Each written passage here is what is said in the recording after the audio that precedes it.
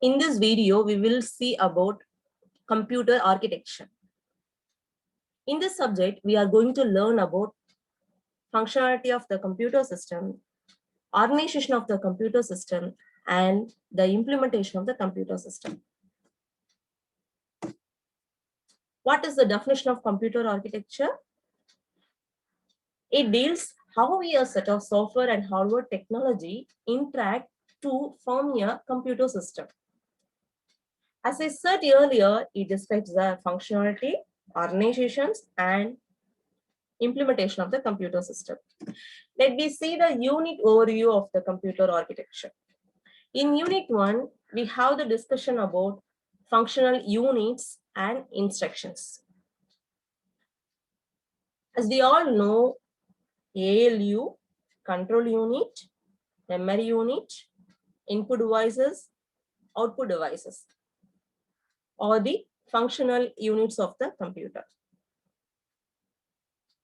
Instruction is a computer language.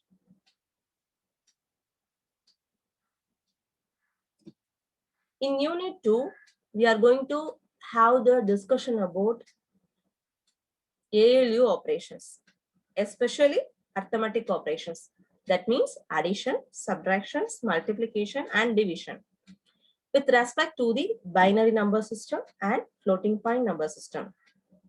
Binary number system means it contains strings of zeros and so on. Floating point means it has decimal point. For example, 10.35 like that. In unit 3, we are going to study about data flow between the functional units. With the help of pipelining, we can execute multiple instructions at the same time. While executing the multiple instruction, we have the problem hazard. Exception is the error. We know very well.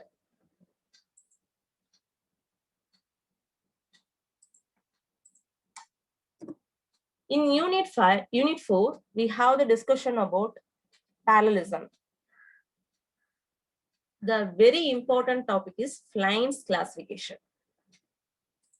Here the Flyn's proposed 4 different architectures with respect to the number of instructions and number of data streams used. Take the first one, SISD.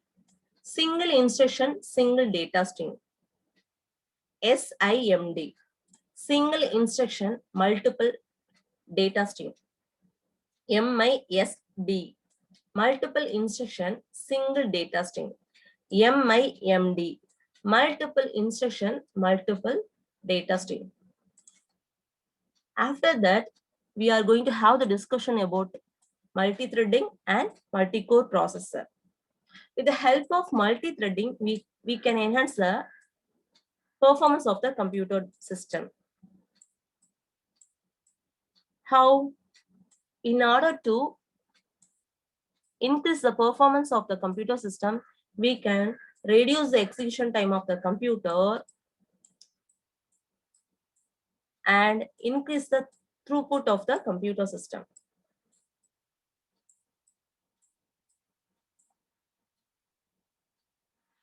And multi-core processor.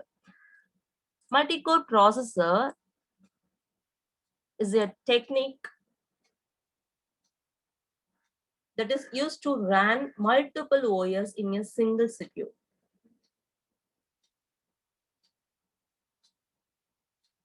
If you are going to run 2 different OS in a single CPU means dual core. We know very well. In unit 5, we are going to have discussion about memory technologies. What are the memory technologies available in computer architecture? We are going to discuss about virtual memory, cache memory, interrupt, DMA, and bus arbitration. Virtual memory. It is a memory management technique.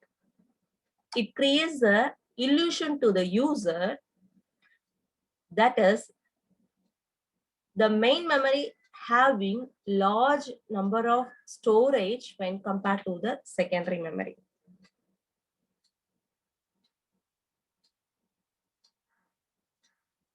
Cache memory. It is used to hold the frequently used data. Interrupt is the external exception.